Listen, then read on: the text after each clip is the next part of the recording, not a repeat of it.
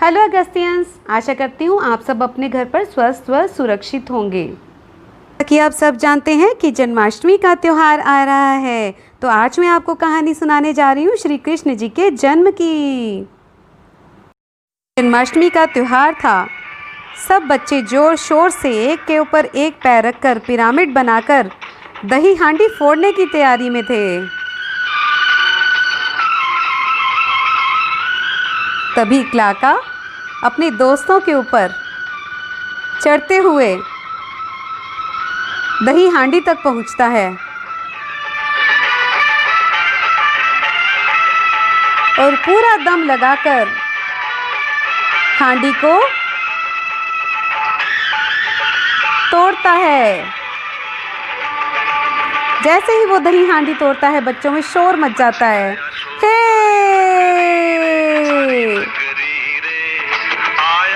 वे खुशी से झूम उठते हैं।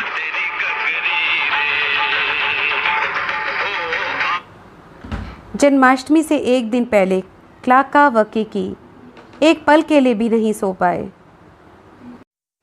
जैसे ही सुबह होती है, वे मंदिर पहुंच जाते हैं। अपने छोटे छोटे हाथों से वो कृष्णा जी के छोटे छोटे पैर बनाते हैं, जैसे कि कृष्णा जी अभी आए हों मंदिर के अंदर। फिर भगवान कृष्ण की मूर्ति को दूध से नहलाते हैं। नहलाने के बाद उन्हें सिंहासन पर बिठाते हैं। वह सुंदर हरे रंग की पोशाक पहनाते हैं, जिसमें कृष्ण जी खिल उठते हैं। फिर एक एक करके क्लाका, कीकी व उसके दोस्त पालने को झुलाते हैं।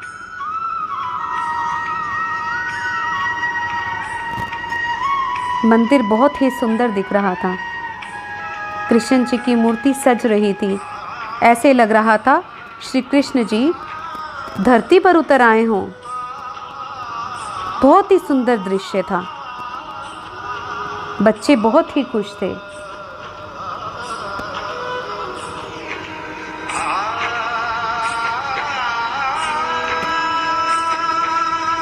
माँ, मुझे नींद नहीं आ रही है। मुझे कृष्ण जी के जन्म के बारे में कुछ बताओ ना। अच्छा बेटा, बताती हूँ। श्री कृष्ण जी का जन्म सावन के महीने में हुआ था। घनघोर अंधेरा था। चारों तरफ बिजली की आवाज़, बहुत तेज बारिश हो रही थी। बादल तेज आवाज कर रहे थे। हर तरफ घनघनाहट। यह बात उस समय की है जब महाराजा उग्रसेन के पुत्र कंस ने राजगद्दी संभाली थी। उसके अत्याचार से प्रजा बहुत परेशान थी।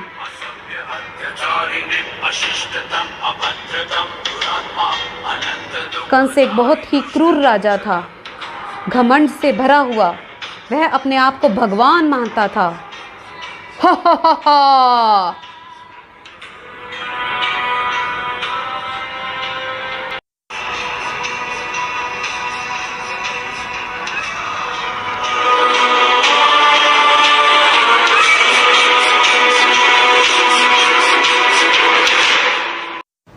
लेकिन उसका घमंड तब चूर हुआ जब उसकी बहन देवकी व वासुदेव का विवाह था।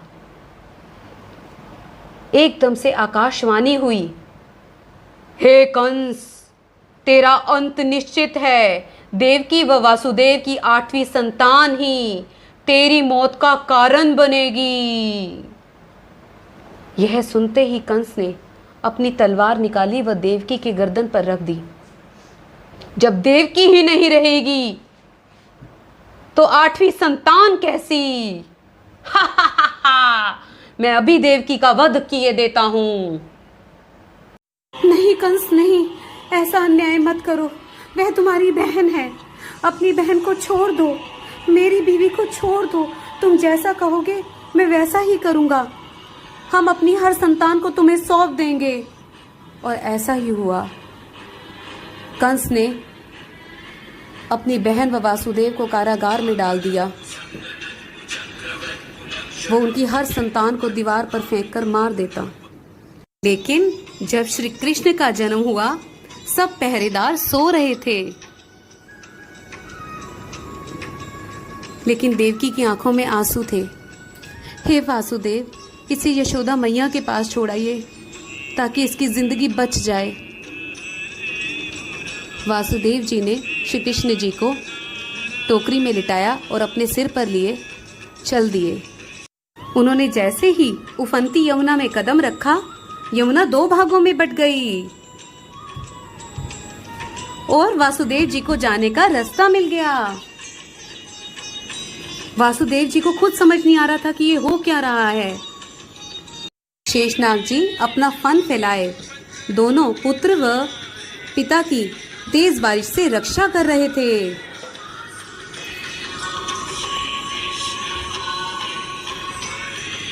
ऐसे धीरे धीरे उन्होंने यमुना को पार कर लिया और वो जैसे ही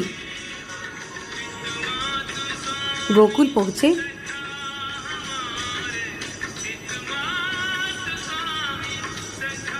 उन्होंने क्या देखा? यशोदा मैया के पास एक प्यारी सी कन्या लेटी हुई थी। उन्होंने उस कन्या को अपनी बाहों में लिया और श्री कृष्ण जी को यशोदा मैया के पास लिटा दिया और भरे मन से चल निकले। फिर वे अपने कारागार में पहुंचे। वहां पर कन्या की आवाज से सभी पहरेदार दौड़े चले आए और उनके पीछे पीछे कृष्ण भी दौड़ा चला आया। ये किसकी आवाज है? किसकी आवाज है ये? और उन्होंने जैसे ही कन्या को दीवार पर मारा तो वह तो साक्षात योग माया थी। तेरा अंत निश्चित है कंस, हा हा हा। और यहाँ गोकुल में खुशियां ही खुशियां छाई थी। सभी गोकुलवासी यशोदा मैया श्री कृष्ण जी के मोहक रूप को देखकर मुग्ध हुए जा रहे थे। देखो देखो कितना सुंदर बालक है। हाँ हाँ, यशोदा मैया के घर देखो कितने सुंदर ललना जी ने जन्म लिया है।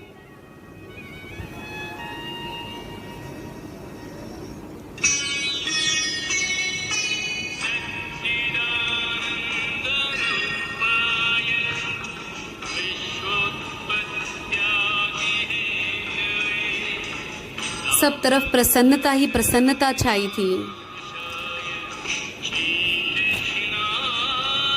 गोकुलवासी झूम रहे थे।